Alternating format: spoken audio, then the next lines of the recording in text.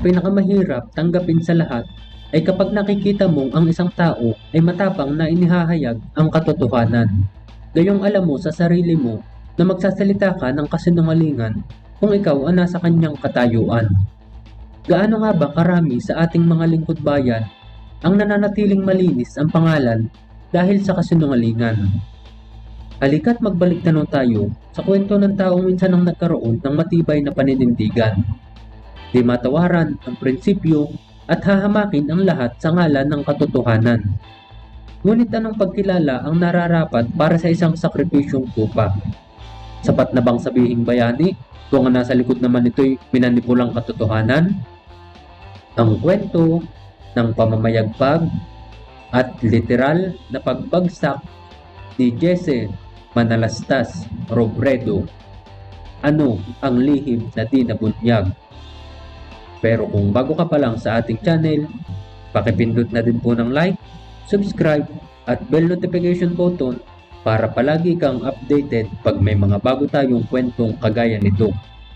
Si Jesse M. Robredo ay isinilang noong ika-27 ng Mayo taong 1958. Siya ay nagmula rin sa angkan ng mga Pilipino-Chinese sa side ng kanyang tatay na nanirahan sa Naga City sa rehiyon ng Bicol.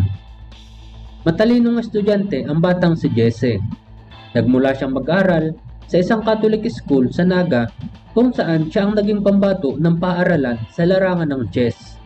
Ipinadadala si Jesse sa mga pampaaralang kompetisyon sa nasabing larangan sa buong rehiyon. Dekada 70 na mag-aaral naman siya sa mataas na paaralan ng Ateneo de Naga University. Nag-aaral din siya sa De La Salle University at sa University of the Philippines sa Maynila. Sa mga paaralang ito, kumuha siya ng mga kursong Industrial Management Engineering, Mechanical Engineering, at nakapagmasteral siya sa Business Administration bilang scholar ng bayan. Taong 1980, nang una naman siyang magtrabaho sa San Miguel Corporation sa Mandaluyong. Sa kanyang panahon dito, nagpalipat-lipat siya ng mga departamento hanggang sa maging isa sa pinakamatataas na posisyong hinawakan. 1986 na magpasya siyang bumalik sa kanyang bayan sa Naga. Dahil sapat na ang kanyang mga pinag-aralan, naging direktor siya ng Bicol River Basin Development Program na isang ahensya na naglalayong gawan ng plano at i-develop ang lugar sa 3 probinsya na sakop ng Bicol. Sa panahong ito niya nakilala ang kanyang naging kabiyak, ang nag-iisang mutya ng kanyang buhay, ang napakagandang si Binibining Leni Herona. Mag-asawa na sila nito bago pa manumupo bilang mayor si Jesse sa una niyang termino noong taong 1988 sa edad na 29 anyos lamang, isa sa pinakabatang opisyal na alkalde sa bansa. Tinanggap niya ang hamon na mag-aaral sa Harvard University sa John F. Kennedy School of Government noong taong 1999 na binibigay sa mga batang opisyal. Nanungkulan siya sa Naga City sa loob ng 10 taon sa 3 sunod-sunod na termino. Sa kanyang kapanahunan na yun, binuhay ni Jesse Robredo ang matagal nang natutulog nilang bayan na dati-rati walang pumapansin. Naglagay siya ng mga programang nagpaunlad sa kanilang bayan at nagpataas sa antas ng kabuhayan ng mga tao doon. Siya ang naging daan para maging sentro ng atensyon ng Naga City sa buong Kabikulan. Umawak din siya ng iba't ibang posisyon sa buong rehiyon kung saan kabilang dito ang pagiging presidente niya ng National Association of City Mayors. Kaakibat nito ang kabi-kabilang pagkilala kay Jesse Robredo ng iba't ibang institusyon sa iba't ibang larangan. Ilan sa kanila ay Philippine Exemplary Fiscal Management Award mula sa DILG noong taong 1989. Dangal ng Bayan Award mula sa Civil Service Commission noong 1990, 10 Outstanding Young Persons of the World 1996, Most Improved Cities in Asia mula sa Asia Week Magazine noong taong 1999, at napakarami pang iba. Si Jesse Robredo ay nakilala bilang isang taong puno ng prinsipyo sa ngalan ng paglilingkod bayan. Walang sino man na nakakapagdikta sa kanya at matapang na hinaharap niya ang mga kontrobersyang ibinabato sa kanya ng kanyang mga nasasagasaan, lalo na kapag hindi nakakahingi ng pabor ang mga ito kahit na gaano pa kataas ang kanilang impluensya. Ang mga katangiang iyon ang nagdala kay Jesse Robredo sa tagumpay. Isang taong puno ng prinsipyo, ngunit isang tao ring lumilikha ng mga di nakikitang kaaway na nasa sagasaan niya sa kanyang pagpapatupad ng batas. Noong presidential elections ng 2010, bilang isang aktibong miyembro ng Liberal Party, si Jesse Robredo ang nanguna sa pangangampanya para sa kanilang pambato na si dating Pangulong Noynoy Aquino. Sinasabing malaki ang naging sakripisyo ni Jesse sa naging pagkapanalo ni Pangulong Noynoy dahil siya mismo nagsasabi at nagmamando sa kanilang pambato na ito kung ano ang kanyang kailangang gawin. Bagay naman na maaaring ikinasama ng loob kung talagang istrikto ang mag-uutos sa iyo. Ito ang itinuturing ng iba na naging lamat ng samahan ng dalawang ito. Ngunit naging mahigpit man si Jesse Robredo sa kanilang pambato, iyon naman na naging daan sa pagkapanalo ni Pinoy. Pero nang makaupo na siya sa pwesto, bahagyang nagbago na ang karera ni Jesse Robredo. Maraming beses siyang hindi napasama sa mga nominado para maging bahagi ng gabinete ni Pangulong Noynoy. Ito ay sa kabila nang siya ang may pinakamalaking sakripisyo sa kanilang partido. Kasama sa mga humaharang sa kanya ay ang ilan sa mga kapwa niya Bicolanong mambabatas. 1 Hulyo taong 2010, pagkalipas pa ng ilang pang-iisnab sa kanya, saka lang siya naluklok bilang DILG Secretary. Sa mga panahong yon, si Jesse Robredo na rin ang siyang itinuring na naging pinakamagaling at nangungunang miyembro ng gabinete sa gobyerno ni Pangulong Noynoy. Walang sinanto si Jesse Robredo sa pagpapatupad niya ng batas bilang may hawak sa mga lokal na gobyerno. Nakatikim din siya ng iba't ibang asunto mula sa mga kapwa niya leader ng bansa na nakakabangga niya at ilan sa mga ito ay si Mayor Junjun Binay matapos ang ginawa nilang demolisyon sa mga squatter sa Makati. Inireklamo siya sa ombudsman ngunit nalusutan niyang lahat iyon. 18 ng Agosto taong 2012, nagtungo si Secretary Jesse Robredo sa Cebu para sa isang mahalagang pagpupulong. Pagkatapos doon, sumakay sila sa isang private plane para umuwi sa Naga. Pero sa kalagitnaan ng kanilang biyahe, nagmalfunction ang isa sa makina ng eroplano at sinubukan nilang mag-emergency landing sa paliparan ng Masbate.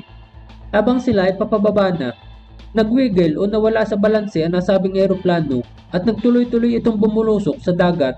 Ilang daang metro na lang ang layo sa kanilang lalapagan. Nahati ang bahagi ng eroplano.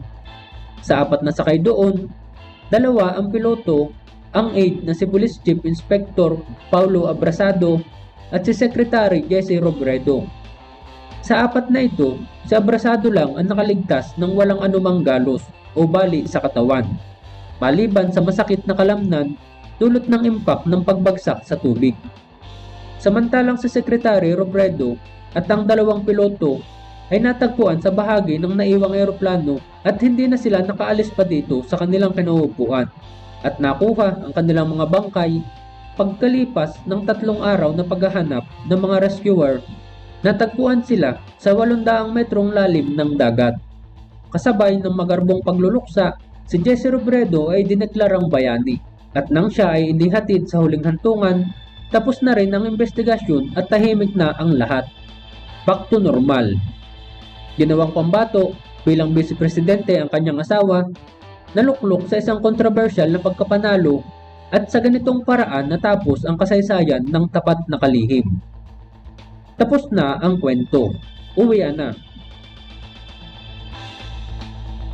Pero teka lang, merong mga nabitin. Parang may mali. Ipagpatuloy po natin. Ayon sa mga humahalungkat ng katotohanan, hindi sila naniniwalang basta isang aksidente lang ang naganap kay Secretary Jesse Robredo. Ito ang isang bersyon ng kwento. Sa simula pa lang, nang maupo sa pagkapangulo si Pangulong Noynoy, sinasabing meron na siyang something kay Jesse Robredo dahil sa hirap na inabot nito nung panahon ng halalan. Nakinimkim naman niya siguro kahit pa siya ang tinanghal na panalo. Minsan na rin niyang nabanggit sa isang panayam sa kanya ang pagkakaiba nilang dalawa ni Robredo sa ilang mga bagay. Nang pahirapang mapaupo si Robredo bilang DILG Secretary, isang mahalagang utos pa ang tinanggap niya mula sa Pangulo. Sumpuin mo ang droga at alamin ang mga matataas na opisyal na sangkot dito. Si Robredo naman bilang taong puno ng prinsipyo, okay, ay disumpuin bilang pagsunod niya sa kanyang amo. Sa pagtupad niya sa kanyang tungkulin, malalim ang nahalukay niya sa kanyang ginagawang investigasyon. Hindi lang basta-basta malalaking tao at mga drug lord ang natuklasan ni Jesse Robredo. Ilan sa mga ito ay mga general na sa katunayan, ang dalawa sa kanila ay nakasama pa sa mga pinangalanan ng Pangulong Duterte na mga protektor o miyembro ng sindikato sa kasagsagan ng kanyang giyera laban sa droga. Masyadong sensitibo ang mga nakuhang impormasyon na ito ni Jesse Robredo kaya't nagpasya siya na sa kondo niya itago ang ilan sa mabibigat na ebidensya para personal niya itong maingatan sa halip na sa kanyang opisina lamang. Ngunit sa patuloy na paghalukay ni Jesse Robredo sa mga sangkot sa droga, natuntun din niya na hindi lang sa mga general nagtatapos ang lahat. Nagtuloy-tuloy ito patungo sa palasyo. Ang sabi ng Pangulong Noynoy, Aba, teka muna, maghinay-hinay ka. dalawa sa gabinete niya noon ang napag-alamang sangkot sa tinutugis ni Robredo sa kanyang investigasyon. At kapag nabunyag ito sa publiko, siguradong sira ang gobyerno nila noon. Pero walang nakapigil kay Jesse Robredo sa kanyang paghalukay sa katotohanan. Kaya't ang mga bagay na yun ang naging pasanin niya bilang kapalit ng kanyang tapat na paglilingkod. Noong mga panahong nasa Cebu sila para sa dinaluhang pagpupulong, si Jesse Robredo ay orihinal na nakabook na sa Mactan Cebu International Airport para sa isang commercial flight na dapat ay sasakyan niya patungong Maynila. Ngunit meron tumawag sa kanya na merong isang charter flight na papuntang Naga ang aalis ng mas maaga at pwede siyang daanan para maisabay na lang. Alam nilang nandun ang pamilya ni Robredo kaya't pabor sa kanya kung makakauwi ito ng mas maaga patungo sa Naga kaysa dumaan pa siya sa Maynila. Nabighani si Jesse Robredo sa nagmagandang loob na iyon. Ngunit ang problema, hindi sumakay kasabay niya ang taong nagalok sa kanya ng pagsabay sa paglipad. At nangyari na nga ang di inaasahan. Nasiraan ng makina ang eroplano, pero ayon naman sa mga eksperto, makakaya pa naman itong lumanding na maayos dahil meron naman itong isa pang makina na reserba na pwedeng gamitin, na siya na nga pinagana nila habang nag-emergency landing. Ngunit ang isa pang balita na lumabas na ang kanyang kasama daw na si Police Chief Inspector Abrasado ay tumalon sa dagat ilang segundo bago ito tuluyang lumanding sa lupa. Bababa na sila ng mga sandaling iyon, kaya't ligtas na bumagsak sa dagat si Abrasado nang walang natamong malubhang pinsala. Pero sa pagbukas niya ng pintuan, nagdulot ito ng pagpasok ng malakas na pressure ng hangin sa loob, dahilan para mawalan ng balanse ang eroplano at tuluyan na nga itong bumulusok sa dagat. Nang may balita sa Pangulong Noynoy ang pagbagsak na iyon, kaagad niyang inutusan si Secretary Puno na pumunta siya sa opisina ni Robredo upang kuhanin at wasakin ang mga ebidensyang nandun. Ang utos niyang ito ay sa kabila na hindi pa naman nila nakikita noong mga sandaling yun ang bangkay ni Jesse Robredo, ni hindi pa nga nila alam kung ito ba ay nakaligtas o talagang namatay na nga. Hindi lang opisina ang hinalubhog ni na Secretary Puno, pumunta pa rin sila sa kondo mismo ni Robredo dahil nabanggit nga niya na doon niya iingatan ang mga mahahalagang dokumento. Hindi masyadong pumutok ang balitang iyon sa media noon at kinabukasan, biglang bumaba na sa pwesto si Puno. Nag-resign siya. Ganon din si Abrasado ang nag-iisang nakaligtas. Limitado at scripted lang ang inilabas niyang pahayag na para bang may nagdikta na sa kanya dahil sa naging pabago-bago ang kanyang salaysay.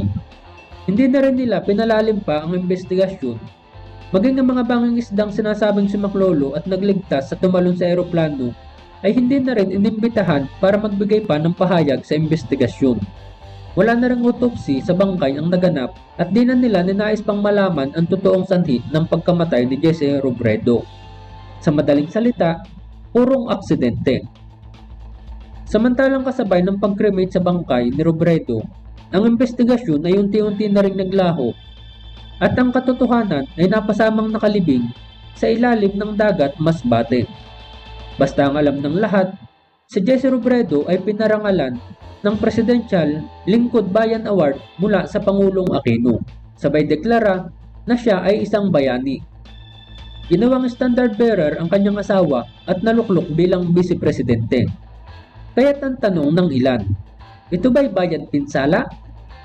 Bakit hindi man lang niya hinalukay ang katotohanan sa pagkamatay ng kanyang asawa, gayong nakarating naman sa kanya ang kontrobersyang iyon? at nakontento na lang siya sa naging resulta ng investigasyon. Bakit nga ba? Hindi kaya kapag kinalaban niya ang liberal ay walang tutulong sa kanya para maluklok sa pwesto? Lalo na ngayon, isang hakbang na lang, Commander-in-Chief na siya. Anong palagay mo, kaibigan? Maraming salamat sa iyong pakikinig, kaibigan. Hanggang sa muli, paalam!